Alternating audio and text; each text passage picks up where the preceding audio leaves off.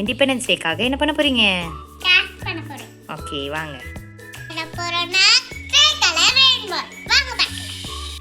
Indian ஃபிளாக்ல என்னென்ன colours இருக்கும்?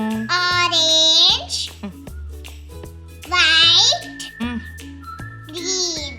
ம் ஓகே. இப்போ நம்ம ஆரஞ்சு கலர் அடிக்கலாமா? எஸ். வாங்க.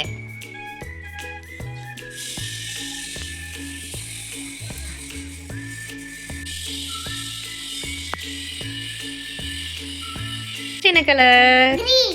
கிரீன் கலர் அடிக்கலாமா? அடிக்கலாம். ம் கிரீன் கலர். கமான்.